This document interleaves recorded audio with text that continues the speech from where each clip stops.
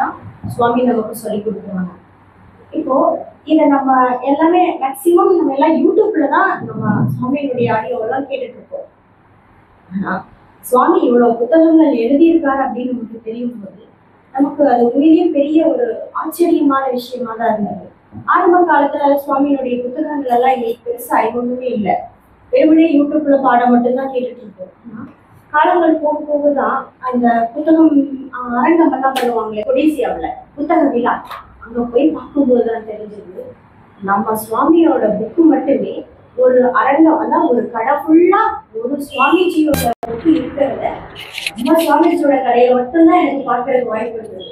ஒவ்வொரு கடையிலையும் எத்தனையோ எழுத்தாளர்களுடைய புத்தகங்கள்லாம் அந்த அரங்கம் முழுக்க நினைச்சிருப்பாங்க. ஆனா நம்ம கடையுடைய எண்ணில, அதாவது நம்ம சுவாமிஜியினுடைய புத்தக கடை எண்ணில சுவாமியோட புத்தகங்கள் மட்டுமே அவ்வளோ இருந்தது. உள்ள போய் பார்த்தா 10 உபனிஷத்துகளும் கிரந்தங்களும் பகவத்கீதையும் ஆன்மீகத்துல இது வரைக்கும் நம்ம தமிழ்ல கண்டிட முடியாத அளவுக்கு மிகப்பெரிய ஒரு அளவிலான புத்தகங்களையும் பார்த்து ஆச்சரியப்படுற அளவுக்கும் அந்த அந்த இடத்துல புத்தகங்கள் இருக்கிறத பார்க்கும்போது, வரிசைப்படுத்தி பார்க்கும்போது தான் தெரிஞ்சுது. 150 புத்தகங்களுக்கு மேல சுவாமியினுடைய ஆன்மீக புத்தகங்களும் உபனிஷத்தும் அறிவியல் சார்ந்த புத்தகங்களும் குழந்தைகளுக்கு அறிவு சார்ந்த புத்தகங்களும் டெக்னாலஜி சயின்ஸு இதை பற்றின எல்லா விஷயங்களும் சுவாமியினுடைய அங்கே இருக்கிற புத்தகங்களை பார்க்கும்போது ஆச்சரியம். சரி, சுவாமி இவ்வளோதான் எழுதியிருப்பாங்களா அப்படின்னு பார்த்தா இப்போவும் சுவாமி நிறுத்தாம தன்னுடைய அந்த புத்தகம் எழுத்து பணி அவர் நிறுத்தவே இல்லை. இப்போவும் அடுத்ததா பிரம்மசூத்திரம் முடிச்சிட்டு இருக்காங்க. அதுக்கு அடுத்தபடியா இன்னும் சிறு சிறு எடுத்த உடனே இந்த ஆன்மீகத்துல சந்தேகங்கள்லாம் யாருக்கெல்லாம் இருக்குதோ அதெல்லாம் இம்மிடியட்டா நிறைவாகிற மாதிரி சிறு சிறு ஆன்மீக புத்தகங்கள், அந்த இதுக்கு அது பேர் என்ன சாமி, உடனடி ஆன்மீகங்கிற பேர்ல சுவாமி இப்போ ஒரு 20 புத்தகங்களுக்கு மேல எழுதியாச்சு. அதெல்லாம் இப்போ ரெடி ஆயிட்டு இருக்குது. அப்போ நிறுத்தாம நமக்காக இந்த தமிழ்ல இந்த ஆன்மீக புத்தகங்களை வழங்குறதுல நம்ம சுவாமிஜி மாதிரி இது வரைக்கும் நம்மளுடைய இந்த ஆச்சாரியர் பரம்பரையில யாரையும் நான் கண்டில்லேன். இதை நான் பார்க்கலைங்கிறத விட நம்மளுடைய வித்யாரண்ய சுவாமி, அதாவது சங்கர மரபுல இதை போன்ற தத்துவ நூல்களுக்கு விளக்கம் கொடுத்த இந்த வித்யாரண்ய சுவாமிக்கு அப்புறமா தமிழ்ல நம்மளுடைய சுவாமி தயானந்த சுவாமி நூல்கள் கொஞ்சம் கொடுத்துருக்காங்க. அதுக்கப்புறமா இந்த அத்தனைக்கும், அதாவது தசோபனிஷத்துனா 10 உபனிஷத்து கிரந்தங்கள் பகவத்கீதைங்கிற எல்லா சாஸ்திரத்துக்கும் நம்மளுடைய தாய்மொழியான தமிழில் நமக்கு ரொம்ப அற்புதமாக சுவாமி நூல்களை கொடுத்துருக்குறாங்க. இதெல்லாம் நமக்கு கிடைக்கிறக்கறியாத ஒரு அரிய பொக்கிஷம். நம்ம எத்தனை காலங்கள் சென்றாலும் திருப்பியும் அந்த புத்தகத்தை எடுத்தோம்னா சுவாமி நமக்கு எப்படிப்பட்ட ஒரு தத்துவத்தை விளக்கி இருக்கிறாங்க அப்படிங்கிறது நமக்கு அது ஒரு பெரிய பாக்கியமாக தான் இருக்குது. அதனால நம்ம இந்த ஆடியோ வீடியோ அப்படிங்கிறது மட்டும் இல்லாமல் நீங்கள் புத்தகங்கள்லையும் அந்த விஷயங்களை படிச்சுக்கும் போதும் வீட்டில் அதை வாங்கி வச்சு நீங்கள் அதை பயன்படுத்தும் போதும் உங்களுக்கு சில நேரத்தில் மனசில் தளர்வுகள் வரும்போது அந்த புத்தகத்தை எடுத்து பார்த்து படிக்கும்போது, நம்ம சுவாமிஜி இதெல்லாம் சொல்லியிருக்காங்களே, நமக்கு இது தெரியாமல் போயிடுச்சேன்னு உங்களுக்குள்ள ஒரு தைரியம் வரும். அதே சமயம் வீட்டில் குழந்தைங்கள்லாம் பார்க்கும்போது நம்ம அப்பா அம்மா இப்படிப்பட்ட புத்தகங்கள் எல்லாம் படிக்கிறாங்கன்னு அவங்களுக்கு இப்படி இருக்குதுன்னு விஷயம் தெரிய வரும். நாங்களாம் சின்ன வயசாக இருக்கும்போது ஒரு ஆன்மீக புத்தகத்தை வீட்டில் கண்ணில் கூட பார்க்க முடியாது. அப்படியெல்லாம் நாங்களெல்லாம் வளர்த்திருந்தாங்கன்னா எங்களுக்கும் அந்த ஆன்மீகம் என்னன்னு புரிய வந்திருக்கும். கடைக்கடையா போய் தான் ஆன்மீக புத்தகத்தை கண்ணில் பார்க்க வேண்டியது வரும். ஆனால் நம்மளாம் வீட்டில் ஒரு உபனிஷத்து ஒரு பகவத்கீதை இதெல்லாம் வச்சு படிக்கும்போது அது நமக்கும் ஒரு ஏற்றமானதாக இருக்கும். நம்ம கூட வாழ்கிற சந்ததிகளுக்கும், என் அப்பா அம்மா என் தாத்தா பாட்டி இது போல கிரந்தங்களை படித்தாங்க, அதை படித்ததில் இருக்கிற விஷயங்களை சொல்லி கொடுத்தாங்க அப்படின்னு நம்ம குழந்தைங்களுக்கு சொல்லி கொடுக்கறதுக்கு அது ஒரு வாய்ப்பாகும். அதனால் இந்த சுவாமியினுடைய புத்தகங்கள் எல்லாமே நம்ம அபயத்தினுடைய அந்த புத்தகம் கொடுக்குறவங்களுடைய எண் ஸ்ரீராம் அவங்களுடைய எண் நம்மளுடைய காந்திநாதன் சார் எல்லா யூடியூப்லேயும் உங்களுக்கு அந்த லிங்க் அந்த பின்னாடி பேர் கொடுத்துருப்பாங்க. அந்த பேரில் நீங்கள் கூப்பிட்டு ரெஜிஸ்டர் பண்ணிட்டாலோ கூப்பிட்டு சொன்னாலோ உங்களுக்கு சுவாமியினுடைய உபனிஷத்து புத்தகங்கள் மற்ற சயின்ஸு குழந்தைங்களுக்கு ஏதாவது படிப்பு சம்பந்தமான புத்தகங்கள் எல்லாமே கிடைக்கும். அதனால் இது போல் ஒரு அரிய ஒரு மகத்தான நமக்கு கிடைச்ச ஒரு சத்குரு அவர் கையால் அந்த ஞானத்தை உணர்ந்துக்கிட்டு அவர் நமக்காக கொடுத்த இந்த ஞான பொக்கிஷங்கள் எல்லாம் உண்மையில் மற்றவங்க எப்படி கொடுத்துருக்காங்கன்னு எனக்கு தெரியாது. அதை படிக்கும்போது தேவாமிர்தமாக இருக்கும். ஒரு புத்தகத்தை எடுத்து நான் இன்னைக்கு இதுக்குள்ளே முடிச்சிடும்னு எடுப்பேன். ஆனால் 2 பக்கம் படித்தாலே அந்த நாளெல்லாம் அவ்வளவு இனிமையாகவும் ஒரு ஆனந்தமாகவும் ஒரு நம்ம அந்த பிரம்மஸ்வரூபத்தில் அந்த பிரம்மனிஷ்டங்கிற நிலையில் நிற்கிற அளவுக்கு இந்த ஒரு 2 பேஜில் அவ்வளோ தத்துவங்கள் அடங்கி இருக்குது. நான் எப்போதான் இதெல்லாம் படித்து முடிக்க போகிறனோன்னு ஏக்கமாக தான் இருக்கும் ஒவ்வொரு நாளும் அந்த புத்தகங்களை பார்க்கும்போது. அதனால் அதெல்லாம் உங்களுக்கும் நீங்களும் வாங்கி அதனுடைய பயனை அடைஞ்சு உங்களோட எதிர்கால சந்ததிகளுக்கும் அதை கொண்டு போய் சேர்க்கணும். இந்த மாதிரி இந்த ஒரு இதெல்லாம் இருக்குதுன்னு தெரிவிக்கிறதுக்கான ஒரு வாய்ப்பு தான் இது. நன்றி.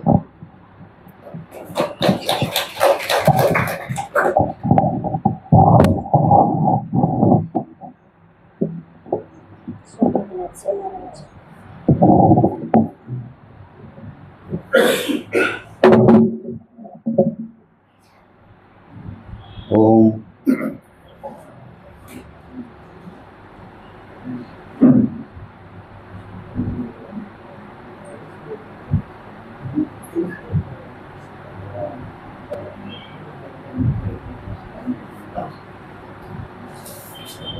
வாய்ப்பு கிடைக்கும் பொழுது,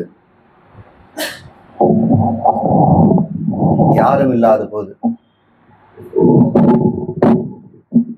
வேலையெல்லாம் முடிஞ்ச பிறகு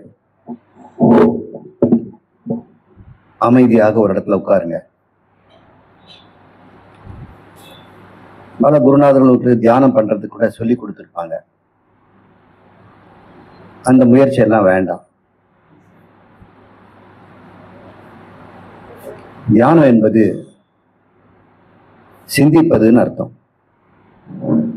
எண்ணங்களே இல்லாமல் இருப்பது தியானம்னு எல்லா குருநாதரும் சொல்லி தராங்க. அந்த எண்ணங்களை விரட்டுற வேலையே பெரிய எண்ணமா போயிடும். இந்த காக்கா விரட்டுற வேலையை தான் நம்ம தியானம்னு நினைச்சிட்டு இருக்கிறோம். தியானம் என்பதே சிந்திப்பது தான். சிந்திக்கிறதுக்காக தான் தியானம்னு பேர் வச்சிருக்காங்க. அதுதான் மெடிடேஷன் அப்படின்னு சொல்றாங்க. நீங்க தியானம் பண்ணுங்க. அமர்ந்து உட்கார்ந்த உடனே உங்களுக்கு உட்கார முடியல, சேர்ல உட்காருங்க. சேர்ல விட முடியலையா, நல்லா படுத்துக்குங்க. இந்த குருநாதர் உங்களுக்கு எவ்வளவு சலுகை வேணா தருவேன். சிந்திக்கணும், அவ்வளவுதான். எனக்கு வேண்டியது தியானத்துல சிந்திக்கணும். வெறுமனே எம்டி மைண்ட்ல இருக்கக்கூடாது. நல்லா படுத்துக்கிறது நல்லது. காலை நல்லா நீட்டிக்குங்க. கைகளை 2ஐயும் பக்கவாட்டில் உங்கள் தொடக்கி கீழே வச்சுக்குங்க. அப்புறம் தலையெல்லாம் ரிலாக்ஸ் பண்ணிக்கோங்க. அப்போது உங்களையே ஒரு கேள்வி கேளுங்க. உடம்பே, நீ நல்லா இருக்கிறியா? நான் இப்போ அமைதியாக சிந்திக்க போகிறேன். உனக்கு ஏதாவது இடைஞ்சல் இருக்கா அப்படின்னு கேட்கணும். இல்லை, எனக்கு தொடை கீழே கொஞ்சம் வலிக்குது அப்படின்னு. சரி, வசியாவன்னா எப்படி வச்சுக்கிறேன்னு நீ வச்சுக்க அப்படின்னு. நான் கொஞ்சம் காலை நகர்த்திக்கிட்டுமா அப்படின்னு கேட்குது. தாராளமாக நகர்த்திக்க வச்சுக்க. இடுப்பு நீ எப்படி இருக்கிற? நான் கொஞ்சம் ஒரு கழிச்சு பார்த்து தாராளமாக படுத்துக்க. உடம்புக்கு என்ன சுகம் வேணுமோ நீங்கள் கொடுத்துருங்க. நான் இப்படி தான் உட்காந்துட்டு இருப்பேன்னு சொல்லி சிந்திக்கிறத விட்டுட்டு உடம்பையே கவனிக்காதீங்க. உடம்பு இப்போ உங்களுக்கு வேண்டாம். அதுக்கு வேண்டியதை கொடுத்துருங்க. கைகளே, நீ எப்படி இருக்கிற? I am okay. கால்களே, நீ எப்படி இருக்கிற? I am 100% okay. இடுப்பு வயிறெல்லாம் எப்படி இருக்கிற? மார்பு ரிலாக்ஸ்டு. அப்புறம் முகம், உனக்கு என்ன? ஏன் கண்ணை இறுக்கி வச்சிருக்கிற? கம்மனு தளர்த்தி விடு. இப்பே செய்கிறேன். நெத்தி ஏன் சுருங்கி இருக்குது? விடு அப்படின்னு உங்களுக்கே கமாண்ட் கொடுத்த உடனே பாடி குவைட் ஆகிடும். நம்ம பாடியோட பேசணும். அதுக்கப்புறம் சுவாசத்துக்கிட்ட ஒரு கேள்வி கேளுங்க. எப்படி நீ தடுமாறி இருக்கியா, சீரா போறியா அப்படின்னு. இருங்க, கொஞ்ச நேரத்தில் நான் சீராய்க்கிறேன் அப்படின்னு. அது சீராகிற வரைக்கும் கொஞ்சம் வெயிட் பண்ணுங்க. அது சுவாசம் மெல்ல. அதுக்காக முயற்சி எதுவும் எடுக்க வேண்டாம். எப்படி சுவாசம் வருதோ அப்படி வரட்டும். இது எண்ணிக்கையோ கவுண்டோ அதெல்லாம் வேண்டாம். ஏன்னா நம்ம சுவாசத்துக்கு முக்கியமே இங்கே இல்லை, சிந்தனைக்கு தான் முக்கியம். இப்போ சுவாசம் சரியாயிட்டு அப்படின்னு மூச்சு சொன்ன உடனே நான் ரெடி, நீங்கள் சிந்திக்கலாம் அப்படின்னு பெர்மிஷன் கொடுக்கும். அப்புறம் மனசுக்கிட்ட வரணும். மனசே, உனக்கு என்னது வேதனை, கவலை, அவசரமாக வேலை, ஜன்னல் சாத்தாமல் இருக்கிறேன், காயப்பட்ட துணி மடிக்க வைக்கல, இதெல்லாம் உனக்கு ஏதாவது குறுக்கிடுவியா நடுவில் அப்படின்னு. நோ, ½ an hour ஐ ஆம் டோட்டலி ஆப்சென்ட். நீங்கள் எப்படி வேணால் திங்க் பண்ணிக்கலாம் அப்படின்னு மனசுக்கும் நீங்கள் பெர்மிஷன் வாங்கிக்கிங்க. இல்லைன்னா உங்கள் சிந்தனைக்கு இடையூறாக வந்துடும், உங்கள் மனசு அங்கே போயிடும். அந்த பெர்மிஷனையும் கொடுத்து அதுக்கு ரிலாக்ஸேஷன் கொடுத்துருங்க. இப்போ உங்கள் புத்திக்கு வாங்க. புத்தி, உனக்கு ஒரு வேலை என்ன, உன் சொரூபம் என்னங்கிறத நீ டெஸ்ட் பண்ணி பார்த்தியா? நீ யாருன்னு விசாரிச்சியா? நீ குழந்தை பிறந்ததுலேருந்து உங்கள் அம்மா அப்பா வச்ச பேர், நீ வளர்ந்த வாழ்க்கை, இதுதான் நானுன்னு சொல்கிற. இதெல்லாம் வந்து போகின்ற வகை. உன் மீது நீயே சுமத்திக்கிட்டவ. டிகிரி வாங்கின உடனே நீ பிஏன்னு மாறிட்ட, அப்புறம் எம்ஏன்னு படித்த உடனே எம்ஏன்னு போட்டுக்கிற. நீ என்ன, நீ தினம் ஒரு கோலம் போடுற. நீ யார் உண்மையில்? பிஏ படிக்கலைன்னா நீ இல்லையா? எம்ஏ படித்த பிறகு நீ பிஏ கிடையாதா? நீ எம்ஏ படிக்கலைன்னா நீ முழுமை இல்லையா? உனக்கு எதுக்கு இந்த படிப்பு மேலே இவ்வளோ ஒரு ஆர்வம்? டிகிரி சேர்க்கறதுல ஒரு விசிட்டிங் கார்டில் பார்த்தேன், எம்ஏ எம்ஏ எம்ஏன்னு வருது. மாமா மாமா, எத்தனை மாமா? அதுக்கப்புறம் எம்ஃபில், பிஹெச்டி, எம்எஃப்டி என்னன்னோ அவர் போட்டிருக்கிறார். அப்புறம் சரி போதும், இவ்வளோ படிச்சிருக்கிறாரேன்னு பின்பக்கம் திருப்பி பார்த்தா அதுலேயும் இருக்குது. இவங்க ஓயாமல் ஏதாவது குப்பை சேர்க்குறவங்க மாதிரி இருக்கிறாங்க. இந்த புத்தி கூட எதையாவது குப்பை சேர்த்துக்கிட்டே இருக்குது. நூற்றுக்கணக்கான பொருள், ஜனங்க, அவங்கள பற்றிய எண்ணங்கள், இதெல்லாம் சேர்த்துக்கிட்டே இருக்கு. இந்த புத்திக்கிட்டேயும் நம்ம பெர்மிஷன் வாங்கிக்கணும். நீ முதல்ல நான் கொடுக்குற எண்ணத்தை மட்டும் நீ சிந்திக்கணும். ரெடியா? இப்போ நீங்கள் கண்ணை மூடிட்டு சிந்திச்சு பாருங்கள். வரிசையாக சில பொருட்களை நீங்கள் எண்ணி பாருங்கள். இப்போ நான் கவுண்ட் பண்ண போகிறேன். எத்தனை பொருள்? 5 பொருளை நான் சொல்கிறேன் அப்படின்னு 5 பொருளை நீங்கள் சொல்லுங்கள் மனசில். எது வருதோ வரட்டும். மெதுவடை ஏதோ வந்துடுச்சு எனக்கு. இன்னும் இப்போ இதுக்கு ஏன் மெதுவடை எனக்கு தெரியல. நம்ம எண்ணங்கள் பிறக்கும்போது அதுக்கு ஒரு ரைம்ஸ் அண்ட் ரீசனே இல்லை. எது தான் வரும்னு கிடையாது. உங்களுக்கு ஏதாவது எண்ணுங்கன்னு சொன்னால் எது சொல்லுவீங்கன்னு தெரியல. மெதுவடைன்னு சொன்னோடனே சட்னி ஞாபகம் வருது, இல்லை தயிர் வடை ஞாபகம் வருது, திடீர்னு ரயில் பொட்டி ஞாபகம் வருது. ஏன்னா அங்கே தான் வடையை வைக்கிறான். ரயில் பொட்டின்னு சொன்னோடனே அங்கே மூட்டை பூச்சி ஞாபகம் வருது. அதுக்கப்புறம் வேறு என்ன வருது? அப்புறம் நம்ம போய் சேர்ந்த ஊரை பற்றி ஞாபகம் வருது. இந்த எண்ணங்கள் தொடர்ச்சியாக சம்பந்தம் இல்லாமல் அதுவே ஒரு கொக்கி போட்டுட்டு இருக்குது. வடைக்கு சட்னி ஒரு கொக்கின்னா, இந்த வடை சட்னிக்கு ரயில் பொட்டி ஒரு கொக்கியாக இருக்குது. அது ரயில் மாதிரி பொட்டி பொட்டி பொட்டியாக அது லிங்க் போட்டு இழுத்துட்டு இன்ஜின் போயிட்டே இருக்குது. இப்போ இன்ஜின் எங்கே போகுதுன்னே தெரியல, பொட்டியை மாற்றிட்டே இருக்குது. இதுதான் உங்களுடைய சிந்தனை. இப்படி ஒவ்வொரு சிந்தனையும் அடுத்தடுத்த சிந்தனையும் மாறி மாறி வந்ததுன்னா அது விஜாதியங்கிறோம், விதவிதமான எண்ணங்கள்.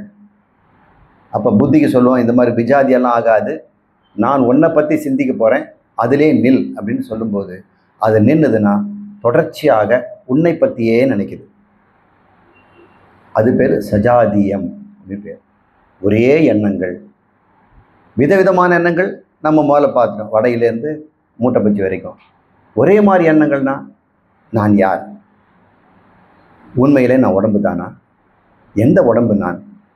குழந்தை உடம்பா, இளைஞ உடம்பா, இப்போ இருக்கிற உடம்பா, நாளைக்கு வேறு உடம்புல தானே இருக்க போகிறேன். இந்த உடம்பு அழிஞ்ச பிறகு இன்னொரு உடம்புல தானே இருக்க போகிறேன். எந்த உடம்பை வச்சுட்டு நான் எந்த பெருமை கொண்டாடுவேன்? இந்த உடம்புல இருக்கிறவங்க இந்த சொத்தெல்லாம் எனதுன்னு சொல்கிறேன். நான் இறந்த பிறகு இன்னொரு உடம்புல இதே வீட்டுக்கு வந்தால் என்னை துரத்தி அடிப்பாங்களே.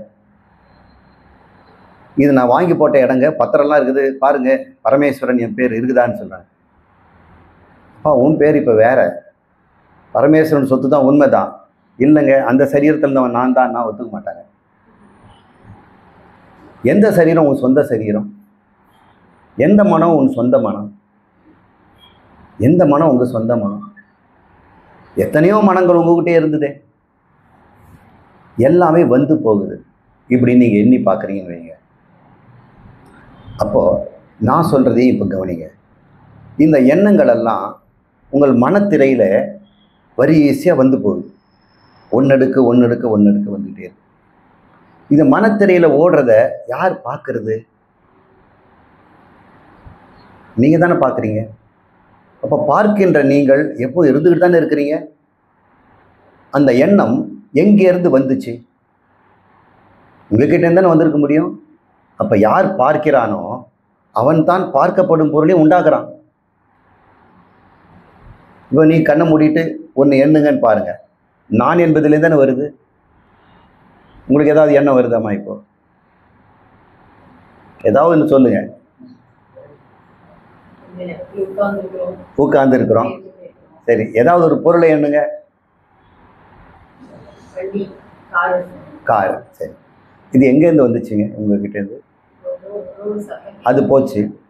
உங்ககிட்டேருந்து வந்தது இல்லை அந்த எண்ணம். எங்கேருந்து வந்தது? யாருமே பார்த்தது இல்லைல்ல.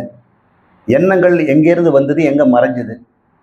இந்த குழந்தை ஒரு பாட்டு பாடினா, பித்தா பிறை சூடி பெருமானே அப்படின்னு. அந்த பாட்டு அவகிட்ட ஏற்கனவே உள்ளே இருந்தது. இப்போ திடீர்னு அவகிட்டேருந்து வெளியே வருது. பாடி முடிச்சிட்டா. இப்போ எங்கே காண போயிடுச்சா? அங்கே தான் இருக்குது. என்னிடம் இருந்து தான் எண்ணங்கள் எல்லாம் வெளிப்படுகின்றன, என்னாலே பார்க்கப்படுகின்றன, அது என்னிலே மறைந்து விடுகிறது. இது உண்மை தானுங்க. இதை தியானம் பண்ணி நீங்கள் பழகுங்க. எந்த எண்ணம் வந்தாலும் அந்த எண்ணத்துக்கு உடனடியாக நீங்கள் என்ன சொல்லணும்? எண்ணமே பயங்கரமான எண்ணம் வந்துடுச்சு. உடனடியாக என்ன சொல்லணும்? இந்த பயங்கரமான எண்ணம் எங்கேருந்து வந்தது? எங்கிட்டேருந்து வந்தது. என்னால் தான் அது பயம்னு கண்டுபிடிக்கப்பட்டது. அது உடனடியாக எங்கிட்டே மறைஞ்சு போச்சு. எனவே நான் பயப்படுபவன் அல்ல, அது எனக்கு வேறான ஒரு எண்ணம் அப்படின்னு நம்ம புரிஞ்சுக்கிறோம். இப்போ நீங்கள் என்ன பண்ணுறீங்க? அமைதியாக கண்மூடி இதுதான் தியானம் பண்ணுறோம். தியானம் பண்ணும்பொழுது எண்ணங்கள் எங்கே தோன்றுகின்றனன்னு கவனிங்க. என்னிடமிருந்து அப்படின்னு ஒரு பதில் வரும். இந்த எண்ணங்கள் யாருடையது அப்படின்னு ஒரு கேள்வி கேளுங்க. இப்பவே கேளுங்களேன், உங்களுக்கு என்ன பதில் வருது?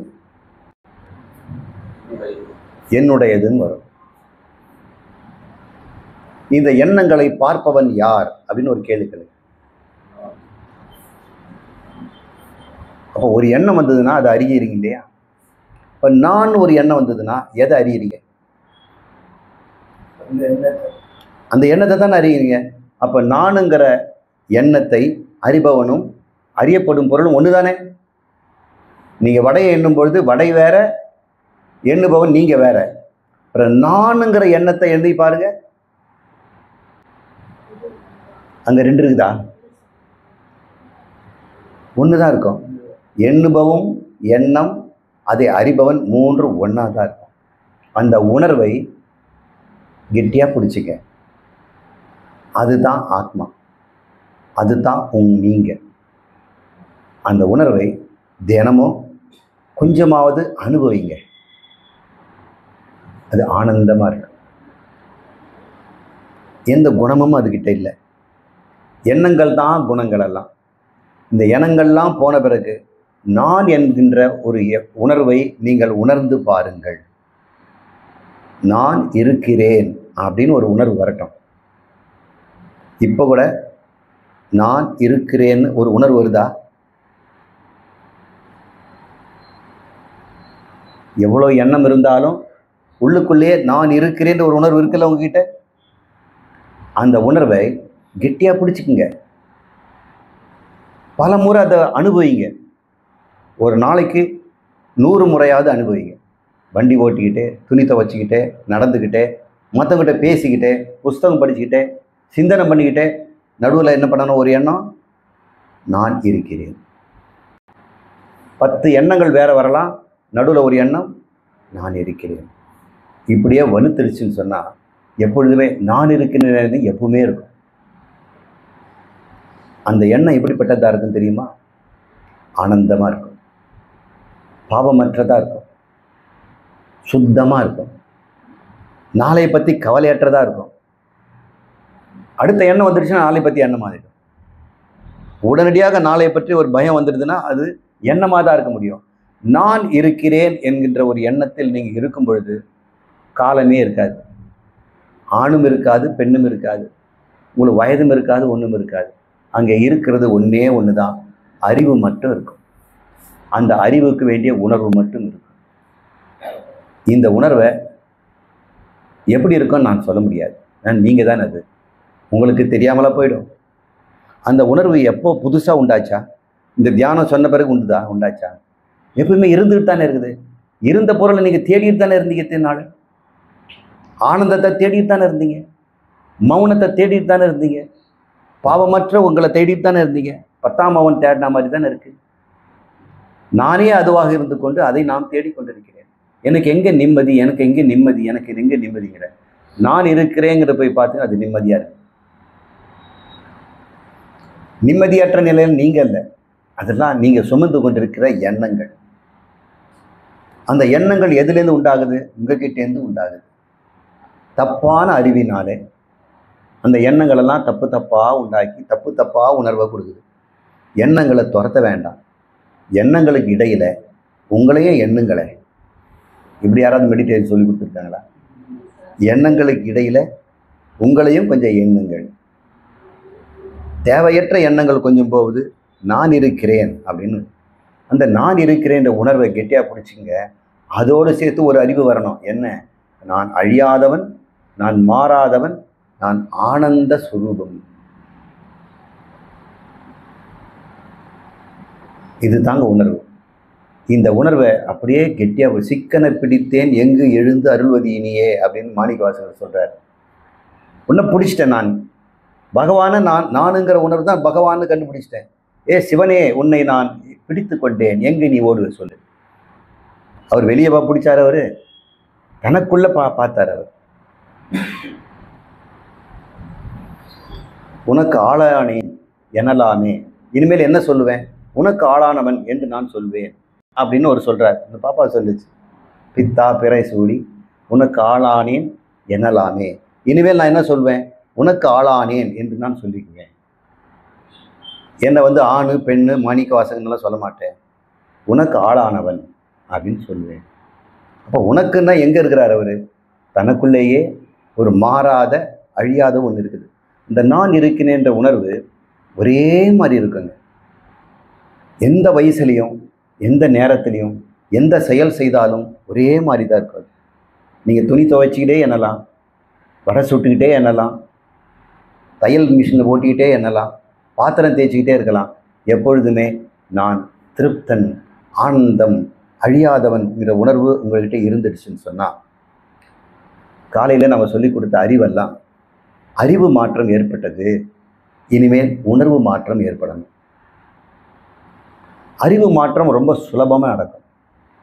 ஒரு தப்பாக ஒரு கணக்கு போட்டுட்டோம்னா அது கரெக்ட் பண்ண உடனே வாழ்நாள் முழுக்க அதை மறக்கிறது இல்லை. தப்பாக ஒரு தெருவுக்குள்ளே போயிட்டோம், ஒரு தடவை சொல்லி இந்த தெரு இல்லைங்க அந்த வீடுன்னு சொன்ன பிறகு மறுநாள் 2வது நாள் தப்பு பண்ணுறது இல்லை. அறிவிலே தப்பு நடந்தால் அதை உடனடியாக திரித்து கொள்ளலாம். மறுபடியும் அந்த அறிவு அந்த தப்பை செய்வதில்லை. ஆனால் உணர்விலே தப்பு வந்துவிட்டால் அது உடனடியாக சரியாகாது. அறிவு வேறு, உணர்வு வேறு. அறிவுக்கு சொல்லி கொடுக்கலாம், ஆனால் உணர்வுக்கு சொல்லி கொடுத்தா கேட்காது. பழக்கணும். கோபப்படாதேன்னு அறிவு சொன்னாக்கா நம்ம வேலை சும்மா சொல்லிட்டு இருக்காதீங்க அப்படின்னு அவன் கோபப்படுவான். கோபத்தை உணர்வு, அதை நாம் பழக்கணும். கோபம் படக்கூடாதுங்கிறது அறிவு சொல்லும். அது நம்ம ஒரு 2 கிளாஸில் கற்றுக்கலாம். கோபப்படுறதுக்கு காரணமே இல்லை, ஒன்றும் இல்லை அப்படின்றத நம்ம புரிஞ்சுக்கிறோம்.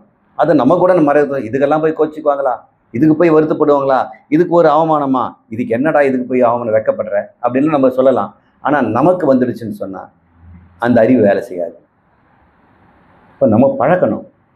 அப்போ புத்திக்கு அறிவை புகட்டு, மனசுக்கு உணர்வை பழக்கு. இதுதான் தாரக மந்திரம். புரிஞ்சுக்க. புத்திக்கு அறிவை புகட்டு, ஆனால் மனதுக்கு உணர்வை பழக்கு. இப்போ என்ன பழகணும் நம்ம உணர்வுக்கு? நமக்கு எப்பவுமே நாசங்கிற புத்தி தானே இருந்தது, இந்த நாசங்கிற உணர்வு தானே இருந்தது. இந்த நாச உணர்வு தானே பயத்தை கொடுத்தது.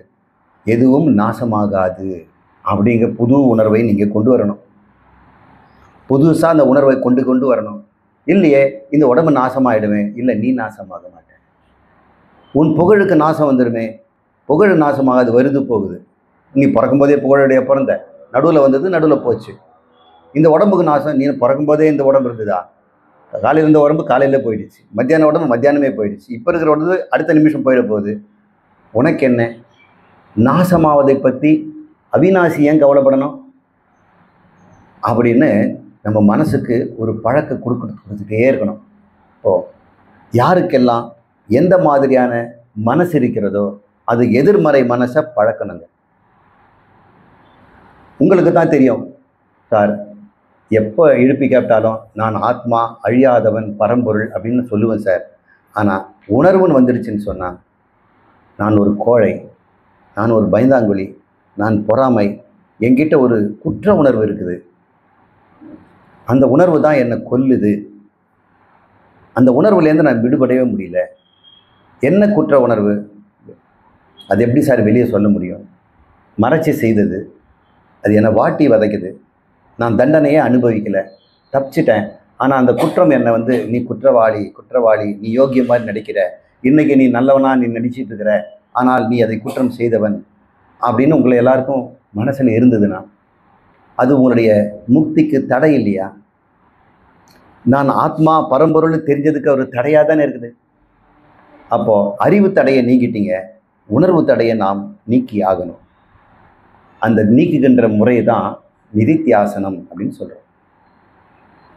அதுதான் பிரம்ம நிஷ்டா அப்படின்னு சொல்கிறோம், ஆத்ம நிஷ்டா அப்படின்னு சொல்கிறோம், ஞான நிஷ்டான்னு சொல்கிறோம். கற்க கசடர கற்றவை கற்றபின் நிற்க அதற்கு தக. அப்போது நான் ஆத்மா என்று முதலில் கற்க. கசடர சந்தேகம்லாம் வரக்கூடாது. மறுபடியும் நான் அழிவற்றவன் மாறாதவன் கசடர கற்றாச்சு. நிற்க அதற்கு தக. அப்போது நான் ஆத்மா, பரபிரமம், அழிவற்றவன், ஆனந்தம்னு வாழணும் இல்லை? அதில் மட்டும் தடை வந்துடுச்சே. இந்த தடையை போக்குறதுக்கு நாம் முயற்சி செய்யணும். அதுக்கு எப்படி பண்ணுறது? அதுக்கு தியானம் தான் முக்கியம். தியானங்கிறது சேஃப் டிரைவிங் மாதிரி. பாதுகாப்பான இடத்துல கற்றுக் கொடுக்குறவங்க பக்கத்தில் உட்கார வச்சுக்கிட்டு நம்ம ஓட்டி பழக்கணும். ரிவர்ஸ் எடுக்கிறதுக்கு, கியர் மாற்றுறதுக்கு, டேர்ன் பண்ணுறதுக்கு, பார்க்கிங் பண்ணுறதுக்கு, இதெல்லாம் நம்ம கற்றுக்குறோம். அதுக்கப்புறம் டிராஃபிக்கில் போய் ஓட்டலாம். இதே போல் நம்முடைய மனசுக்கும் பாதுகாப்பான இடத்துல மனசை பழக்கணும். அதுக்கப்புறம் பொதுமக்கள் மத்தியில் கொண்டு போய் மனசை பழக்க விடணும். ஒருத்தனுக்கு எப்பவுமே ஒரு பொறாமை இருக்குது. பொறாமைன்னு கேட்டோம்னா குறிப்பிட்ட ஆள் மேலே தான் அவனுக்கு பொறாமை இருக்குது. அவன் கூடவே படித்தவன் தான், கூடவே டிகிரி எல்லாம் படித்தான், ஒரே இடத்துல வேலை செய்கிறான். என்னவோ அவனுக்கு அவன் மேலே மட்டும்தான் பொறாமை. மீதி பேரில் ரொம்ப ஃப்ரெண்டாக தான் இருக்கிறான். யாருக்கிட்ட பட்டாலும் அவன் ஃப்ரெண்டுன்னு சொல்கிறாங்க. ஆனால் இவன் மேலே மட்டும் ஒரு பொறாமை இருக்க தான் செய்யுது. அவனுக்கு இன்னும் நிறைய வசதி வாய்ப்பு இருக்கிற மாதிரியும், ஒரே சம்பளம் தான், அவன் தாராளமாக செலவு பண்ணுறான், என்னால் முடியல. அவனுடைய வீட்டில் கலகலப்பாக இருக்கிறாங்க, அவங்க மனைவி ரொம்பவும் சலுகை கொடுக்குறாங்க, நமக்கு ரொம்ப கண்டிஷன் போடுறாங்க. இப்படினால அவனுக்கு ஒரு பொறாமை இருக்குது. அவனை எப்படியாவது மட்டம் தட்டணுங்கிறது தான் இவனுடைய எண்ணம். இப்படி ஒரு எண்ணத்தை நான் சொல்கிறேன். இப்போ இதை மாற்றி ஆகணுமா இல்லையா? நீ அளவற்றவன் தானே, நீ ஆனந்த ஸ்வரூபன் தானே, உனக்கு அற்பமாக ஒருத்தன் எப்படி போட்டியாக இருக்க முடியும்? அவன் அப்படி இருந்தால் உனக்கு என்ன கஷ்டம்? உன் ஆனந்தத்துக்கு என்ன குறைச்சல்? நீ தான் சர்க்கரையாச்சே, உனக்கு தான் இனிப்புது உன்னுடைய சுபாவமாச்சே, உனக்கு எப்படி கசப்புணர்வு வருது? உனக்கு இனிப்புணர்வு தானே எப்பவும் இருக்கணும். உனக்கு கசப்புணர்வுன்னு சொல்கிற, என்னை இனிப்பாக்கணும்னு ஏன் முயற்சி பண்ணுற? கேட்டால் வெக்கமாக இருக்குது. எனக்கு கொஞ்சம் இனிப்பு கொடுங்க, நான் கசப்பாக இருக்கிறேன்னு வெள்ளமும் சொன்னான். நம்ம என்ன சொல்ல முடியும்? மக்கு உங்ககிட்ட இருந்தால் நாங்கள் இனிப்பை வாங்குகிறோம், உனக்கு எப்படி கசப்பு வந்தது? இப்போ நம்மக்கிட்ட ஆனந்தமாக நான் இருக்கிறேன் என்றால் என்னிடம் இந்த பொறாமைங்கிற ஒரு சின்ன புத்தி ஏன் வந்தது? நான் அல்பமாயிட்டனே. அந்த அல்பம் மட்டும் போயிடுச்சுன்னா நான் அளவற்றவனாயிடுவேனே. என் மனம் அப்படியே நிறைந்து இருக்குமே, ஆனந்தமாக இருப்பனே. இந்த ஒரு சின்ன ஒரு கடுகு மாதிரி ஒரு உணர்வு தானே அளவற்ற என்னை ஒரு அளவுக்கு சுருக்கிடுது அப்படின்னு நீங்கள் யோசனை பண்ணணும் இல்லை? அப்போது இவங்கிட்ட இருக்கிற உணர்வு பொறாமை. இதை எப்படி நம்ம நீக்கிறது? பொறாமை நண்பன்கிட்ட வரலாம், ஒரே வீட்டில் அண்ணன் தம்பிங்க 2 பேரும் கட்டிட்டு வந்திருப்பாங்க, அவங்கவுங்க ஒய்ஃபு, அவங்களுக்குள்ள பொறாமை வந்துடும்.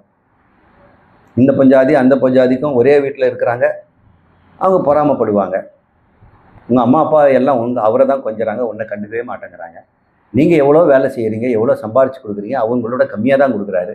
ஆனால் அவங்களுக்கு தான் அதிக மரியாதைக்கு உங்களை வந்து 2ஆம் தரம் தான் வச்சுருக்கிறாங்க. நீங்கள் கேட்கவே மாட்டீங்களா? உனக்கு என்ன வந்தது, எங்கள் அம்மா அப்பா நல்லா தானே வச்சுருக்கிறாங்கன்னு. எனக்கு வெக்கமாக இருக்குது. உங்கள் மூத்த ஒரு சம்சாரம் பண்ணுற சேட்டையெல்லாம் பார்க்கும்போது எனக்கு பொறாமையாக இருக்குது அப்படின்னு அவன் நினைக்கிறான். பொறாமை யாருக்கு தான் இல்லை? எல்லாருக்கும் இருக்குது பொறாமை. பொறாமைன்னா பொறுத்துக்க முடியாதது தான். எல்லார் மேலும் பொறாமை வந்துடுதா? யோசனை பண்ணி பாருங்க. நம்ம எல்லார் மேலும் பொறாமை வந்துடுதா?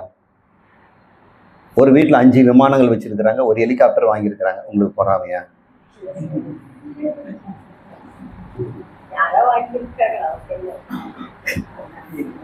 பொறாமையே வர மாட்டேங்குது. ஒருத்தர் நிறைய லைப்ரரி புக்கு வச்சுருக்காரு, நிறைய படிச்சுட்டு இருக்காரு, பொறாமையா? பைத்தியக்காரன் தான் நம்ம சொல்கிறோம். இந்த உலகத்தில் யார் மேலே நமக்கு பொறாமை வர மாட்டேங்குது. எங்கே பொறாமை வருதுன்னு பார்த்தோம்னா, உங்களுக்கு சமமாக இருக்கவங்க கிட்ட தான் வரும். உங்களுக்கு யார் சமம்னு நீங்கள் நினைக்கிறீங்களோ அவங்க மேலே தான் பொறாமை வர முடியும். உங்களுக்கு கீழே இருக்கிற மேலே நீங்கள் பொறாமைப்பட மாட்டீங்க, உங்களுக்கு மேலே இருக்கும் பற்றி பொறாமைப்பட மாட்டீங்க. ஒரு பிச்சைக்காரனுக்கு பொறாமை யார் மேலே? பக்கத்தில் பிச்சை எடுக்கிறவனுக்கு மேலே தான். அவனுக்கு மட்டும் எப்படி 100 ரூபாய் விழுது, எனக்கு வந்து அவங்கன்னு ஒரு 5 பைசா 10 பைசா 10 பைசாலாம் இல்லையா இப்போ, 1 ரூபாய் விழுது அப்படின்னு அவன் பார்க்குறான். அவனுக்கு ஒரு பொறாமையாக இருக்குது, இடத்த மாற்றணும் அப்படின்னு. இவன் பக்கத்தில் இருக்குது, அவன் கால் முன்னாடியே நிறைய கார்லாம் போகுது, அதை பற்றி பொறாமையே இல்லை. நிமிந்து பார்த்தா விமானம் பறகுது, அதை பற்றியும் பொறாமை இல்லை. இவனுக்கு அவன் மேலே தான். ஆஃபீஸில் வேலை செய்கிறவனுக்கு அவன் கூட வேலை செய்கிறவனுக்கு மேலே தான் பொறாமை. ஒரு குடும்பத்தில் இருக்கவங்க அவங்களுக்கு சமமாக இருக்கிற ஓரகத்தி மேலே தானே. ஒரு வீட்டில் இருக்கிறதுனால ஒரு அகத்தின்னு பேர், ஒரே அகத்தில் இருக்க ஓரகத்தி. அவங்களுக்குள்ளே பொறாமை இருக்கிறத பார்க்குறோம். பங்காளிக்குள்ளே பொறாமை இருக்கிறத பார்க்குறோம். பண்டிதர்கள் முன்னாடி பொறாமை இருக்குது, ஒரே டிகிரி வாங்கியிருக்கிறாங்க, அவங்களுக்குள்ளே பொறாமை. டாக்டருங்களுக்குள்ளே பொறாமை எங்கே? நர்ஸு மேலேயா? டாக்டர் மேலே தான். லாயர்களுக்கு பொறாமை ஆடிட்டர் மேலே இல்லை, இன்னொரு லாயர் மேலே தான். அவங்கவுங்க பொறாமைப்படுற இடம் பார்த்தீங்கன்னா ஒரு நிகரில் தானே வருது. தனக்கு நிகராக யாரும் வந்துடக்கூடாது. அவன் அளவு போட்டு வச்சிருக்கிறான். தன்னறிவு என்ன? தன்னை டாக்டர்னு பட்டம் வாங்கினவொடனே தானே டாக்டர்னு உணர்றான். கண் டாக்டர்னு படித்தவன் கண் டாக்டர்னு உணர்றான். ஒரு ஸ்போர்ட்ஸ் மேன் தன்னை எப்படி உணர்றான்? Sports man உணர்றான். போலீஸ்காரன் தன்னை எப்படி உணர்றான்? போலீஸ்காரன். அவனுக்கு அறிவுக்கு உணர்வுக்கு ஒரு சம்பந்தம் இருக்குது இல்லை? இப்போ நாம் பிரம்மம்னு அறிஞ்சிட்டோம், பிரம்மன்னு உணர்ந்தோமா? பிரம்ம மாதிரி வாழ மாட்டேங்கிறமே. அவன் போலீஸ்காரன் படித்தான், போலீஸ் அறிவு இருக்குது, போலீஸ்காரன் மாதிரி வாழறான். கற்க கசடர கற்றபை நிற்காதற்கு தக. நீங்கள் ஏன் நிற்க மாட்டேங்கிறீங்க? அத்வைத வேதாந்தம் படித்தாச்சு, பிரம்மம்னு சர்டிஃபிகேட் கொடுத்தாச்சு, நீங்கள் பிரம்மன் வேற ஒத்துக்கிட்டீங்க, சத்தியம் வேற வாங்க போகிறேன் நான். ஆனால் நான் பிரம்மமாக வாழ முடியலையே அப்படின்னு கேட்டோம்னா அதுக்கு இந்த நிகர்மை தான். அகங்காரம் நம்மக்கிட்ட ஒன்று இருக்குது. அந்த அகங்காரம் அளவற்றதாக இருந்தாலும் கூட, அளவற்றதுன்னு தன்னை தெரிந்தாலும் கூட, ஏதோ ஒன்று அதை அளவு சுருக்குது. எது உங்கள் அளவு சுருக்குதுன்னு நீங்கள் கண்டுபிடிங்க. எந்த இடத்துல போனால் உங்கள் அகங்காரம் எழுந்துக்குதுன்னு பாருங்க. உங்கள் அகங்காரம் எழுதுன்னு நீங்கள் கவனிக்கணும். குழந்தைகளோட விளையாடும் போது அகங்காரம் எழுந்துக்க மாட்டேங்குது. மொழி தெரியாதவங்கள பழக்கும்போது அகங்காரம் எழுந்துக்க மாட்டேங்குது. லைப்ரரியில் போய் நிறைய பேர் படிக்கிறாங்க, நீங்கள் போகிறீங்க, நியூஸ் பேப்பர் படிச்சுட்டு வெளியே வந்துடுறீங்க, உங்கள் அகங்காரம் ஒழியல. உங்களுக்கு எந்த விதமான ஒரு அகங்காரத்துக்கு ஒரு ஒரு பிரிக்கு எதுவுமா ஒரு சாய்வோ ஒரு குறைவோ வரலை. ஒரு இடத்துல வந்தால் மட்டும் நமக்கு அகங்காரம் அப்படின்னு நட்டு இது எழுந்து நிற்குது. என்ன ஆச்சுன்னு அப்போ நீங்கள் கண்டுபிடிக்கணும், உஷாராகணும். இங்கே தான் என்னுடைய பலவீனம் இருக்கிறது. நான் இந்த பலத்தை மட்டும் அடைஞ்சிட்டேன்னா நான் பிரம்மமாக வாழ முடியும். மற்ற எல்லா இடத்திலும் நான் அளவற்றவனாகத்தான் இருக்கிறேன், ஆனால் இவன் முன்னாடி மட்டும்தான் நான் இப்படி இருக்கிறேன் அப்படின்னா உங்களுக்கு கண்டுபிடிச்சிட்டிங்க இல்லையா? அதுதான் முதல் வேலை.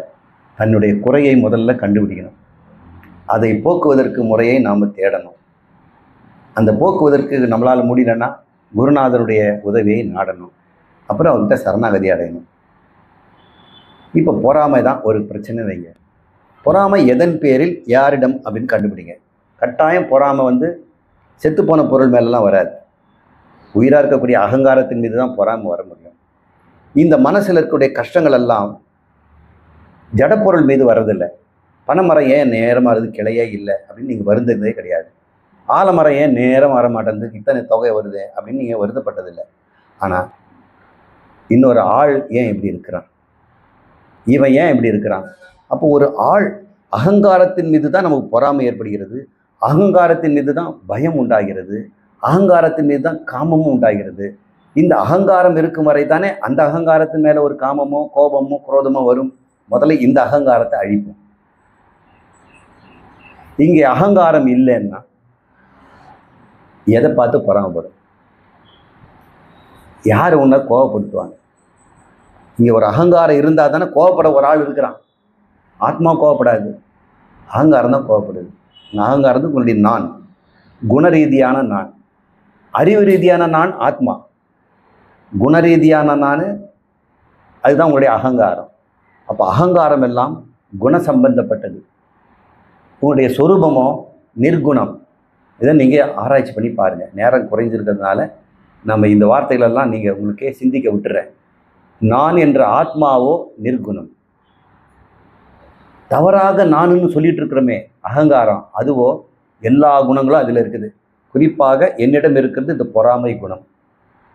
இது ஒன்று தாங்க எனக்கு தடை. ஒரு மீதி பேருக்கெல்லாம் அவங்களும் என்னவாக இருக்கலாம். சில பேருக்கு ஆசை இருக்கலாம், சில பேருக்கு காமம் இருக்கலாம், சில பேர் குற்ற உணர்வு இருக்கலாம். நம்ம செய்துட்டோம், அந்த குற்றம் வெளிப்பட்டுடுச்சுன்னா என்ன ஆகும்? இப்போ வாழ்நாள் முழுக்க பயந்துக்கிட்டே இருப்பாங்க. அந்த குற்றம் வெளிப்பட்டுடுமோ கண்டுபிடிச்சிடுவாங்களோ அப்படின்னு. இதுலேருந்து விடுபடாமல் உங்களுக்கு சுதந்திரம் கிடையாது. ஞானம் பெற்றும் பயன் இல்லாமல் போய்டும். அதனால் உடனடியாக இந்த ஞானம் பெற்ற தன்னை ஆத்மா, அது பரபிரம்மம், கடவுளை தெரிஞ்சுக்கிட்டது போதாமல் இந்த மனதையும் அபலை மனதையும் நாம் திருப்தி ஆக வேண்டியிருக்குது. இப்போ பொறாமைக்கு என்ன மருந்து அப்படின்னு பார்க்கும்போது, என்னுடைய நாத்தனார், ஓரகத்தி அல்லது என் கூட வேலை செய்கிறவன் யாரோ அவங்களுக்கு ஒன்று கண்டுபிடிச்சி வச்சுக்கோங்க. இவன் மீது பொறாமை இருக்கிறது. அவனை மட்டம் தட்டுறதே எனக்கு வேலையாக இருக்குது. அவனை நேராக மட்டம் தட்ட மாட்டேங்கிறேன். மறைமுகம் மற்றவங்கிட்டெல்லாம் அவரை பற்றி பேசும்போதெல்லாம் கொஞ்சம் தரக்குறைவாக பேசுகிறேன். மற்றவங்க எல்லாம் புகழும்போது எனக்கு வயிற்றெரிச்சலாக இருக்குது. நீ என்னத்தை பெருசாக கண்டுட்ட, அவன் ஒன்றும் பெரிய அப்படி ஒன்றும் கிடையாது, அவன் சும்மா பொய் சொல்கிறான் அப்படின்னு ஏன் நான் தேவையில்லாமல் ஒருத்தனுடைய குணத்தின் மீது ஒரு துர்வசனத்தை சொல்கிறேன்? எனக்கு அசிங்கமாக இருக்குதே, இது குற்ற உணர்வு தருதே. நானோ பரபிரம்மம். குருநாதர் சொன்னார், நான் ஒத்துக்கிட்டேன். கட்டாயம் இந்த கெட்ட குணத்தை நான் விட்டே ஆகணும் அப்படின்னு உங்களுக்கிட்ட தீர்வு வரணும். முதல்ல நோயை கண்டுபிடிக்கணும். நோயை கண்டுபிடிக்கிறதுக்கு ஆர்வம் வரணும். அதுக்கப்புறம் வழிமுறையை கண்டுபிடிக்கணும். அதுக்கப்புறம் முடியலைன்னா சரணாகதி அடைஞ்சிடணும். இப்போ வழிமுறை மட்டும் சொல்கிறேன், சரணாகதி வேண்டாம். வழிமுறை பெஸ்ட்டு மருந்து என்னன்னு நினைக்கிறீங்க? பொறாமைக்கு அகங்காரத்தை அழிக்கிறதெல்லாம் கிடையாது. அவனை பொறாமப்படுற மாதிரி நீங்கள் வளர்ந்துறது கிடையாது. நீங்கள் வளர்ந்துட்டீங்கன்னாக்க பொறாமை போயிடுமா? அப்போ உங்களுக்கு நிகராக இன்னொருத்தர் இருப்பான். உங்களுக்கு எப்போவுமே ஒரு நிகரான ஒரு ஆள் இருந்துகிட்டே தான் இருப்பாங்க. நீங்கள் வளர்ந்து வளர்ந்து பெரியவாகி அவனை விட உயர்ந்து விடுவேன்னு சொல்லி நீங்கள் போட்டி போட்டிங்கன்னு வைங்க, வாழ்நாள் முழுக்க அவனும் போட்டி போட்டுட்டு இருப்பான். நீங்கள் 99 வாங்கினா 100 வாங்கணும்னு சொன்னோம்னா 100 வாங்கினவன் என்ன பண்ணுவான்? 99 வாங்கிடக்கூடாதுன்னு அவன் முயற்சி பண்ணுவான். அவனுடைய முயற்சி எப்படி இருக்குன்னு பாருங்கள், உங்களுடைய முயற்சி எப்படின்னு பாருங்கள். கட்டாயம் யாராவது ஒருத்தர் தோற்று தான் ஆகணும். எப்பொழுதெல்லாம் போட்டி இருக்கிறதோ அங்கே தோல்வி இருக்கிறது. வெற்றியும் இருக்கும், ஆனால் 100% எப்பவுமே யாரும் வெற்றி பெற்றது கிடையாது. போட்டி இல்லாத ஒரு வாழ்க்கை, அதுதான் அகங்காரம் இல்லாத வாழ்க்கை, பொறாமை இல்லாத வாழ்க்கை. பொறாமையினால் தான் போட்டி உண்டாகுது. போட்டி பொறாமையெல்லாம் சொல்கிறாங்கல்ல, இந்த போட்டி வாழ்க்கையினால் தான் எனக்கு கடன் வாங்குறாங்க. ஒருத்தர் கேட்குறாரு, குழந்தையினுடைய ஃபஸ்ட்டு பர்த்டே சார், எப்படியாவது அது சிறப்பாக பண்ணிடணும் சார், பலூன் வெடிக்கணும், பார்ட்டி கொடுக்கணும், அப்புறம் என்னென்னோ அதெல்லாம் செய்கிறாங்கன்னு வச்சுங்க. இதெல்லாம் ஏன் சார் பண்ணுறீங்கன்னா, எப்படி சார் பண்ணாமல் இருக்க முடியும்? அக்கம் பக்கத்துலலாம் பண்ணிகிட்டு இருக்கிறாங்களே, உங்கள் கூட படிக்கிற பசங்களாம் அப்படி பண்ணுறாங்களே, உங்களுக்கு பொறாமை வருது இல்லை? அவங்கள ஒரு கை மேலே போகணுன்னு தானே பார்க்குறோம். அவங்க செய்யாத ஒரு வினோதமான ஒரு செயல் என்னுடைய பர்த்டேயில் வரணும்னு சொல்லி என் குழந்தைக்கு செய்கிறோம் இல்லையா? இப்போ கடன் வாங்க வேண்டி வருது இல்லை? இப்போ போட்டின்னு வந்துடுச்சுன்னா கடன் வாங்க வேண்டி வருது. மற்றவங்கள உயர்த்தி காட்ட வேண்டி இருக்குது. உங்களை விட நான் வசத்தின்னு சொல்லணும். யாராவது மீட்டிங்கில் நம்மளோட அழகாக பேசிட்டோம்னாக்கா அவன் பேசுறது எவ்வளோ தப்பு தெரியுமா அப்படின்னு தப்பெல்லாம் சொல்லுவாங்க. அதுலேயும் தெரியுது உள்ளே வந்து வைத்தறிச்சல் அப்படின்னு. இந்த அகந்தையினால் நம் மனம் குமுறிக்கிட்டே இருக்குது. இந்த அகந்தையின் பொறாமையினால் நம்ம வாழ்நாள் முழுக்க எரிஞ்சு சாகிறோம். உலகத்தில் ஒரே ஒரு ஆள்கார். இந்த ஒரு ஆளாக உன்னை இப்படி இறக்கி வச்சிருக்கிறான் ஒரு பிரம்மத்தை. அது மட்டும் கட்டாயம் அந்த ஆளை நாம் ஓவர்டேக் பண்ண வேண்டாம், அவனை இக்னோரும் பண்ண வேண்டாம். பெஸ்ட் மருந்து இருக்குது, அவனை பாராட்டுங்க. அதுக்கு மனசு வருதா? எப்போ மனசு பொறாமைக்கு பதிலாக பாராட்டுதல் வருதோ நீங்கள் ஜெயிச்சிட்டீங்க. முதல்ல நடிங்க பாராட்டுற மாதிரி. அதுக்காக தனியாக உட்காந்து இந்த தேவதத்தனை எப்படி பாராட்டுறது, எப்படி என் மனசில் என்னை எத்தனை முறை அவமானப்படுத்துகிற மாதிரி காரியம் செய்திருக்கிறான். யாராவது கேட்டாங்களா? நாங்கள் ஏசி வாங்கியிருக்கிறோம், அது எல்ஜிலேருந்து சாம்சங், இதெல்லாம் சொல்லணுமா? வாங்கினா வாங்கிட்டு போகிறேன், எதுக்கு எங்கே வந்து சொல்லணும்? வீட்டுக்கு போனால் என் பொண்டாட்டி கேட்பா உனக்கு வக்கு இல்லையான்னு. இப்போ அது வந்து தேவதத்தன் மேலே எனக்கு பொறாமை இருந்துகிட்டே இருக்குது. இதனால் எனக்கு தூக்கம் இல்லை, கஷ்டமாக இருக்குது. அவனை எப்படி அது மட்டம் தட்டுறதே என்னுடைய வேலையாக இருக்குது. முழு நேர வேலை, ஃபைலில் ஓப்பன் பண்ணுறது, கரெக்ஷன் போடுறது, இந்த அலுவலகம் பண்ணுறது, கவுண்டரில் உட்காருறது, இதெல்லாம் ஃபோன் அட்டன் பண்ணுறது, இதெல்லாம் இருந்தாலும் உள் மனசில் எப்போ இந்த தேவதத்தனை மட்டம் தட்டுறதையே வாழ்க்கையாரு. இப்படி நிறைய பேர் வாழுதை நீங்கள் பார்த்துருப்பீங்க இல்லையா? வாழ்நாள் முழுக்க இவன் போனால் இன்னொருத்தன் வந்துடுவான், அவன் போனால் இன்னொருத்தன் வந்துடுவான். இப்படியே வாழ்க்கையில் இதில் ஒரு ஆளுக்கு பதிலாக 9 ஆளை உள்ளே வச்சுட்டு இருக்கிறோம். தினமும் ஓயாமல் அந்த 9 பேரோட சண்டை. இவனை சரி கட்டி முடித்தா அவன் எழுந்துக்கிறான், அவனை சரி கட்டி முடித்தா இவன். யாரோட பேசிகிட்டு இருக்கீங்க? உங்களுக்கெல்லாம் தெரியாது. இங்கே 9 பேர் இருக்கிறாங்க. இந்த 9 பேரை சைக்கிள் ஓட்டும்போது, 2 வீலர் ஓட்டும்போது, கார் ஓட்டும்போது, செல்ஃபோன் பேசிட்டு போகும்போது எங்கே பார்த்தாலும் மனசுக்குள்ளே ஒரு பெரிய உரையாடல் நடக்குது. நான் இப்படி தான் சொல்லி அவனை மாட்ட வைப்பேன், இவன் எப்படி சொல்லிட்டான், அது எப்படி அவனை போட்டு கொடுக்குறேன், அவங்க பொண்டாட்டிக்கு நான் இதுக்கு சொல்லாமல் இருக்க மாட்டேன், அவன் அண்ணங்கிட்ட நான் சொல்லி கொடுக்குறேன் அப்படின்னு வசனம் பேச்சே இருக்குது, ஓயாமல் பேச்சு இருக்குது. அப்புறம் தலைவலிக்குதுங்கிறாங்க. டாக்டர் தலைவலிக்குதுங்க டாக்டர். அவர் டெஸ்ட் பண்ணியது ஒன்றுமே நல்லா தானே இருக்குது. எம்ஆர்ஐயில் எடுத்து பார்த்தா உள்ளே 5 பேர் இருக்கிறாங்க, யாருக்கு தெரியாது? கண்ணுக்கு தெரியாத 5 பேர் உள்ளே இருக்கிறாங்க. நாம் அந்த 5 பேரை சண்டை போடாமல் நட்பு பாராட்டுங்க. அதுக்கப்புறம் தலைவலியெல்லாம் போயிடும். அப்புறம் உங்கள் தூக்கம் இருக்கிற இடமே தெரியாது, அப்படியே அமைதியாக இருக்கும். நடக்கும்போதே தூங்கலாம், முழிச்சுக்கிட்டே தூங்கலாம். உண்மையாங்க, மனசு தூங்கிடுச்சுன்னா புத்தி வேலை செய்துகிட்டே இருக்கும். உண்மையான தூக்கம் மனசு தான். புத்தி வந்து தூங்க வேண்டிய அவசியம் இல்லை. நீங்கள் சில நேரத்தில் புத்தி வந்து எதையோ சிந்திக்கும், ஆனால் தூங்குற மாதிரியே இருக்கும். உணர்வில் வந்ததுன்னா தான் தூக்கம் கெடும். உணர்வு தடர்மாட்டம் தான் உங்களுக்கு தூக்கத்தை, அது பயமாக இருக்கும், கோபமாக இருக்கும், ஏதோ இழந்த நிலை, ஏதோ தனக்கிட்ட இழந்து போனது மாதிரியும் குறைஞ்சு போனது மாதிரியும் இதெல்லாம் கனவுலெல்லாம் வரும். ஆனால் புத்தியில் அது சிந்திச்சுட்டே இருங்க, தூங்கிக்கிட்டே இருக்கலாம். கொஞ்ச நாளுக்கு அப்புறம் இந்த ஞானம் வந்த பிறகு, நல்லா உறுதியான பிறகு உங்களுக்கு தூக்கமே வராது. ஆனால் உங்களை மாதிரி யாரும் தூங்கவும் முடியாது. தூங்காமல் தூங்கும் நாள்னு சொல்கிறாங்கல்ல, இந்த ஞான முதிர்ச்சியில் உலகத்தில் நாம் தூங்கி கொண்டு ஆத்மாவில் விழித்திருப்போம். பகவான் கிருஷ்ணன் சொல்கிறார், எல்லாருக்கும் எது நிஷாவோ, நிஷானா தூக்கம், இரவு, அங்கே ஞானி விழித்து கொண்டிருக்கிறான் அப்படின்னு சொல்கிறார். இந்த மனசை பொறாமையை அழிப்பதற்கு நட்பு. தனியாக நாம் தியானத்தில் அமர்ந்து அந்த தேவதத்தனை கூப்பிட்டு கட்டி அணைச்சி, தேவதத்தா உன் ட்ரெஸ் இன்னைக்கு அபாரண்டா, பெர்ஃபெக்ட் ஸ்டிச்சு, இவன் என்னமோ பொய் சொல்கிறான், இவன் இதை போய் சொல்கிறானே ஒரு சொல்லுவோம். அப்புறம் அவனை எதை குறித்து நம்ம பொறாமைன்னு நம்ம நினச்சோமோ அதை நம்ம பாராட்டுவோம். அவன் இன்னைக்கு அவனுடைய மகன் 100% ஜெயிச்சிட்டான், ஓட்டப்பந்தயத்தில் ஜெயிச்சு கப்பாக இருந்திருக்கிறான்னு வச்சுங்க, நமக்கும் அவனும் பிறந்திருக்குதே அப்படின்னு நம்ம பையனை திட்டிகிட்டு இருப்போம். அப்புறம் அவன் மேலே, இவனை திட்ட முடியாது, ஆனால் அவன் மேலே கோவம் வந்துடும். இப்போ நான் என்ன பண்ணுவேன், நாளைக்கு போன உடனே அவனை கூப்பிட்டு ஒரு கேக்கை கையில் கொடுத்து, உன் பையனை கொடுத்தா, அங்குள் சொன்னார் இதே மாதிரி பல முறை நீ ஜெயிக்கணும்னு உன்னை மனசார பாராட்டினார் நீ சொல்லிடா அப்படின்னு நீங்கள் சொல்லிடுங்களேன். சும்மா ஃபேக் நடிங்க. அந்த நடிக்கும்போதே உங்கள் மனசு அப்படியே மென்மையாகிறது நீங்கள் பார்ப்பீங்க. ரோஜா மலர் மாதிரி ஆகிட்டு இருக்கோம். நானா இப்படி இருக்கிறேன், எப்படி இவன் முன்னாடி நான் இதை பேசினேன், அப்புறம் அவன் மூலகம் எப்படி மாறும் தெரியுங்களா?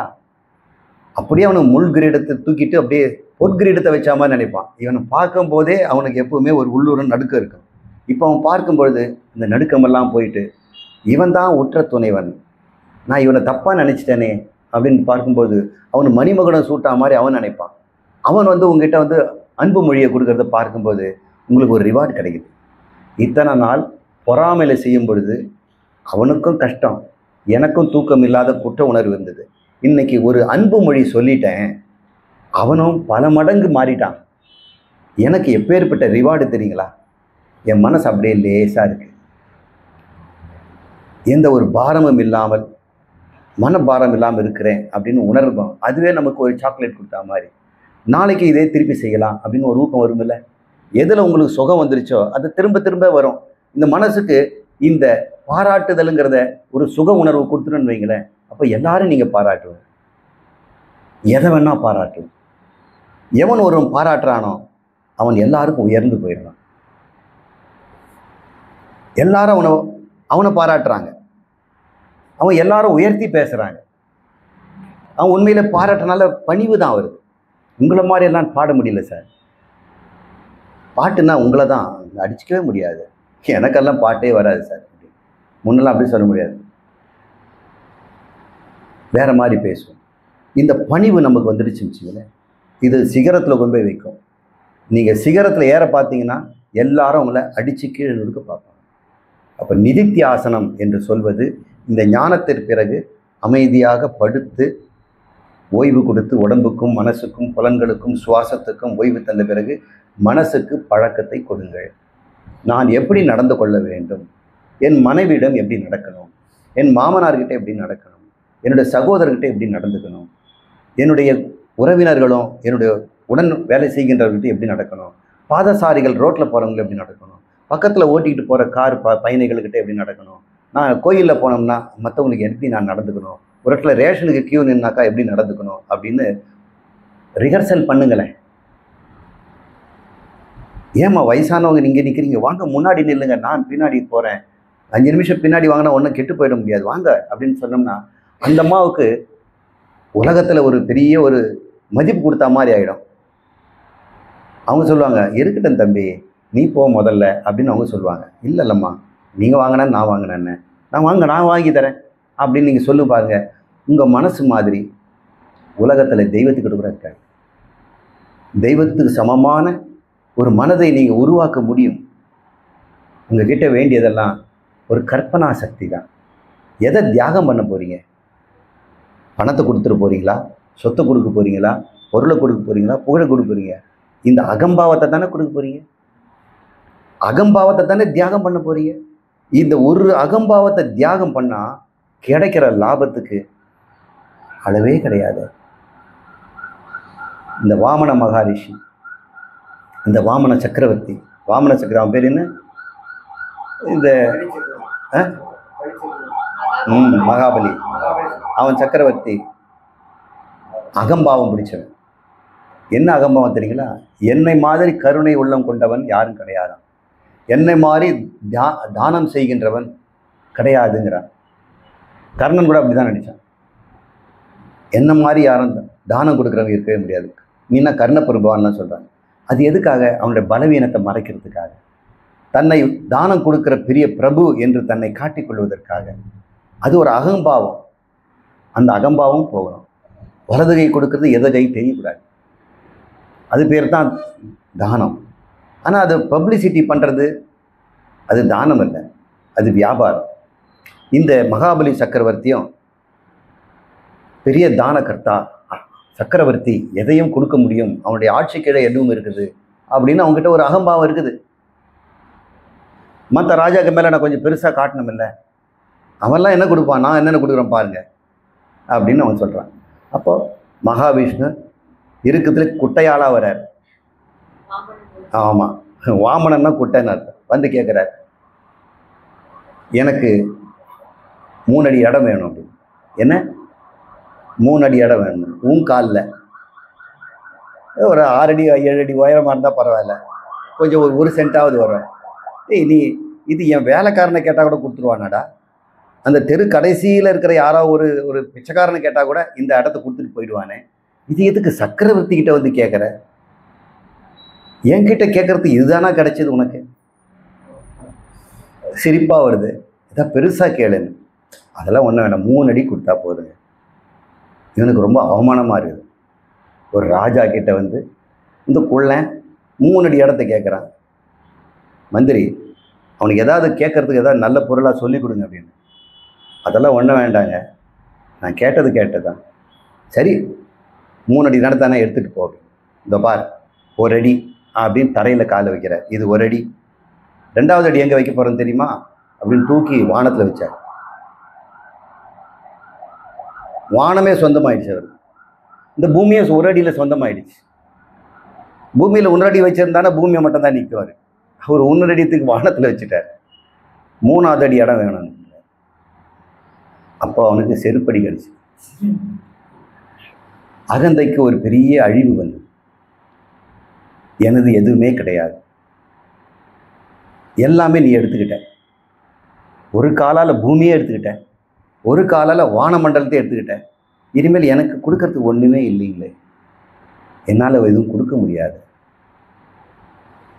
ஆனால் ஒன்று இருக்குது, என்னுடைய அகம்பாவன் ஒரே ஒரு இடம் தான் பகவான் இல்லாத இடம். மீதி எல்லாம் பகவான் அடைச்சிருக்கிறார். ஆனால் பகவான் நுழையாத ஒரு இடம் நம்மகிட்ட இருக்குது பார்த்தீங்களா, அது நானுங்கிற அகந்தை. அது உண்மையிலே அது பகவான். பகவானை நான் இம்மாத்திரம் இந்த உடம்பு அப்படின்னு நம்ம நினைச்சோம் பார்த்தீங்களா, அதுதான் பகவான் இல்லாத இடம், அகந்தை. அது ஒன்று தான் எனக்கு சொந்தம், அதில் வேணால் காலை வைங்கன்னு தலையில் காலை வச்சார். இப்போ நமக்கு இழக்கிறதுக்கு என்ன இருக்குதுங்க? அகம்பாவம் தானே. அதை தூக்கி போட, அந்த அகம்பாவத்தை பிடிச்சிக்கிறதுனால தானே வாழ்க்கையில் இத்தனை கஷ்டம். 2 பேரும் நல்லவங்க தான் சார், ஆனால் விட்டு கொடுக்க மாட்டேங்கிறாங்க சார். ஒரே பிரச்சனை தான், 2 பேருக்கு ஈகோ.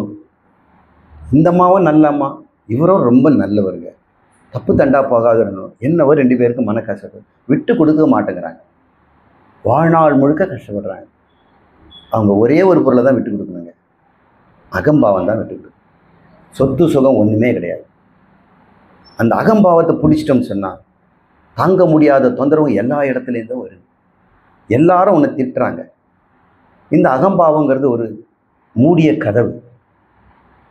அங்கே அன்புக்கு இடம் இல்லை, மற்றவங்களுக்கு பெருமைக்கு இடம் இல்லை. அப்படி மூடிய கதவு. எல்லாரும் உடைக்க பார்க்குறாங்க. அவன் அகம்பாவத்தை உடைக்கிறது தான் முயற்சி பண்ணுறாங்க. நீங்கள் மூடிய கதவை வச்சுடுங்க, உடைச்சாங்கன்னா கதவு தாழலாம் என்ன ஆகும்? பீஸ் பீஸாக போயிடும். ஒருவேளை அந்த கதவு மூடி இல்லாமல் தாழ்பால் போடாமல் திறந்திருந்து வைங்க, அது அகம்பாவம் அழிந்த நிலை. இப்போ யாராவது வந்து மோதனா யாருக்கு சேதம்? மோதனவனுக்கு தான் சேதம், கதவுக்கு ஒன்றுமே ஆகாது. உங்களுடைய அகம்பாவத்தை திறந்த கதவாக வைங்க. எல்லாரோட உள்ளங்களும் உள்ளே வரட்டும், அனுமதி கொடுங்க, யாருக்கும் மறுப்பு தெரிவிக்க வேண்டாம். அப்படிப்பட்ட திறந்த கதவாக வாழுங்கள். அகம்பாவங்கிற ஒரு பொருளை அழிச்சிடுங்க. அதுக்கப்புறம் உங்கள் வாழ்க்கையில் இருக்கிற மாற்றத்தை நீங்கள் பாருங்கள். இதுதான் நிதித்தியாசனம் செய்வது. குழந்தை நீ பரப்பிட்டுக்கிட்டாங்க.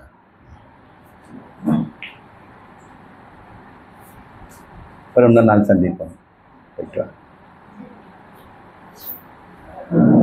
இந்த அகம்பாவத்தை அழிப்பதற்கு ஒரே வழி, இந்த அகம்பாவம் எங்கே தலை தூக்குதுன்னு கண்டுபிடிக்கணும். முதல்ல எல்லா இடத்துல அகம்பாவம் போயிட்டு பணிவு இருக்குது. என் குருநாதர் மூடு பணிவு இருக்குது. என்னோட குழந்தைகள்கிட்ட நான் பணிஞ்சிடுறேன். அப்பா நான் யானை ஏறணுன்னாக்கா ஏறுறா அப்படின்னு சொல்லி உட்காந்துடுறேன். முதுகில் ஏறி உட்காந்துக்கிட்டு நடன்னு சொல்லுது. சின்ன குழந்தைகிட்ட என் அகம்பாவத்தை விட்டுடுறேன். என் மேலேயே உட்காந்துட்டு என்ன அடிக்கிறான். நான் சோறு ஊட்டும் போது என் மூலையே துப்புறான். அதை நான் ஆனந்தமாக ரசிக்கிறேன். அகம்பாவமே இல்லையே. ஆனால் இன்னொருத்தன் என் மூஞ்சில் துப்ப வேண்டாம். நான் போகும்போது ரோட்டில் அப்படி துப்புனான்னா என்ன கோபம் வருது. இந்த அகம்பாவத்தை மட்டும் விட்டுட்டேன்னா எனக்கும் குழந்தைக்கு வித்தியாசம் இல்லையே, எனக்கும் கடவுளுக்கு வித்தியாசம் இல்லையே. இந்த கடவுள் நிரம்பாத ஒரே இடம் இந்த அகம்பாவம் தானே.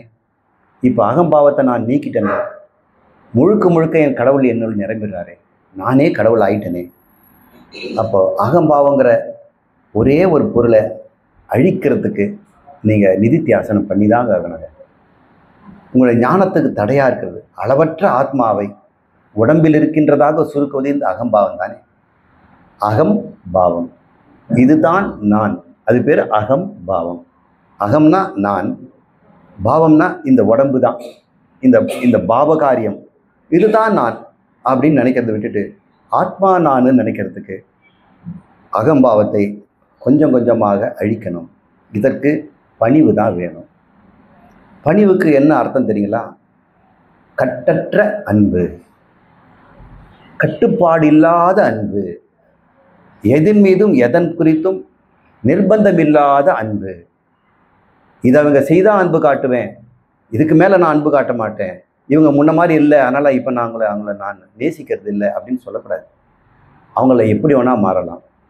அது ஜட பொருளாக இருக்கலாம், உயிருள்ள பொருளாக இருக்கலாம், வேற்று மொழிக்காரனாக இருக்கலாம், கீழ் ஜாதியாக இருக்கலாம், உயர்ந்த ஜாதியாக இருக்கலாம், பண்டிதனாக இருக்கலாம், யாராக வேணா இருக்கலாம். ஆனால் அன்பில் உங்ககிட்ட சமமான அன்பு இருக்கணும், சமமான பணிவு இருக்கணும், எல்லாருக்கும் மரியாதை கொடுக்கணும், அவங்களுக்கு பணிவை காட்டிகிட்டே இருக்கணும். இப்போ பார்க்கும்போது கொஞ்சம் கொஞ்சமாக இந்த அகம்பாவம் நீங்கின பிறகு இந்த ஞானம் பளீரென்று வெளிப்படும். அப்போ உங்கள்கிட்ட இந்த ஆத்மஸ்வரூபம் நான் நிஜமாகவே அழியாதவன் தான், நான் நிஜமாகவே ஆனந்தன் தான், என்னை பாராட்டுறதுக்கு வாயே இல்லை, சொற்களே இல்லை, என்னை புகழறதுக்கு என்கிட்டயே சொல்லு இல்லையே அப்படின்னு ஒருத்தன் வாழறான் பார்த்தீங்களா? அது பேருக்கு ஜீவன் முக்தி என்று பேர். வாழும் பொழுதே விடுபட்டவன், அது பேர் ஜீவன் முக்தி. As he is living, he is liberated. While he is living in the body, he is liberated from the body.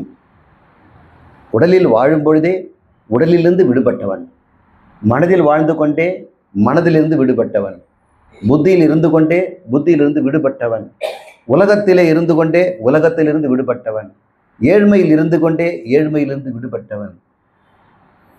அப்படின்னு விடுபட்ட வாழ்க்கை வருவதற்கு நிதித்தியாசனம் செய்வதற்கு உங்களை நீங்கள் சோதனை செய்யணும். அறிவுக்கு இப்போ பஞ்சம் இல்லை, நீங்கள் எல்லாம் தெரிஞ்சுக்கிட்டீங்க. உணர்விலே எந்த இடத்திலே உணர்வு வருதோ அங்கே அகம்பாவம் இருக்கிறது. ஒரு இடத்துல பயம் வந்ததுன்னா பயப்படுறதுக்கு ஒரு அகம்பாவம் இருக்கணும், ஆத்மாவுக்கு பயம் கிடையாது. ஒரு இடத்துல ஆசை வந்துடுச்சுன்னா அகம்பாவம் அங்கே எழுந்துக்குது. ஒரு இடத்துல பொறாமை வந்ததுன்னா அகம்பாவம் தோன்றுகிறது. ஒரு இடத்துல கோபம் ஏற்பட்டதுன்னா அகம்பாவம் எழுந்துக்குது. இப்போ இந்த உணர்வுகளை தான் நீ கவனிக்கணும். என் மன உணர்வுகள் எங்கே கோபம் எழுகிறது, எங்கே பொறாமை ஏற்படுகிறது கண்டுபிடிச்சோம்னா அங்கே தான் அகம்பாவம் எழுந்துகிறது. அந்த இடத்துல தான் அதை அடிக்கணும். திருடனை கண்டுபிடிச்சாச்சு. சரி, இந்த கோபம் எப்போது எழுகிறது, யார் மாட்டு எழுகிறது, இந்த பொறாமை எப்போது எழுதுது, யார் மீது எழுகிறது அப்படின்னு கண்டுபிடிச்சி அந்த ஒரு ஆளை மட்டும் சரி பண்ணால் போதுங்க, இந்த அகம்பாவம் போயிடும். ரொம்ப சுலபம்.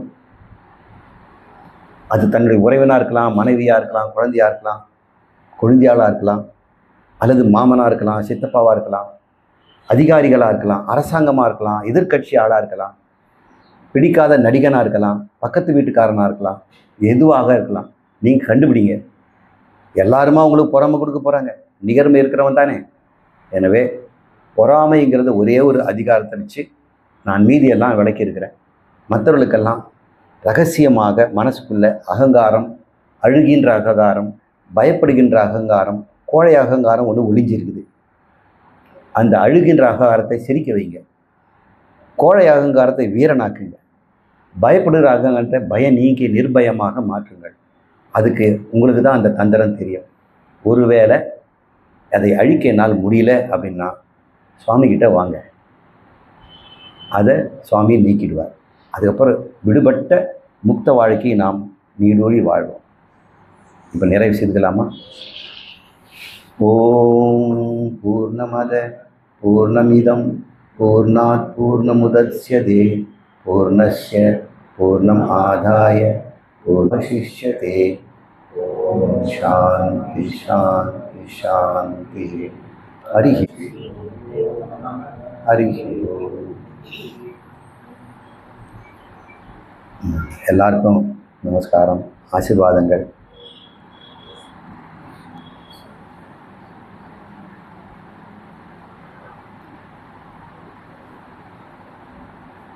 இந்த உபதேசத்தை திரும்ப திரும்ப கேளுங்க. யூடியூப்பில் தான் இருக்குது. எப்போ வாய்ப்பு கிடைக்குதோ, இது உங்களுக்காக சொல்லப்பட்டது. நான் கூட்டத்துக்கு சொல்லலை, நான் ஒவ்வொருத்தரையும் பார்த்து தான் சொன்னேன். உங்களுக்கு தான் சொன்னேன், உங்களுக்கு தான் சொன்னேன், உங்களுக்கு சொன்னேன், உங்களுக்கு சொன்னேன், உங்களுக்கு சொன்னேன். சாமி உங்களோட பேசியிருக்கிறார். யாருக்கோ சொன்ன நினச்சிடாதீங்க, உங்களுக்காகவே சொல்லப்பட்டது. உங்களோடு பேசியிருக்கிறேன், என் அனுபவத்தை சொல்கிறேன்.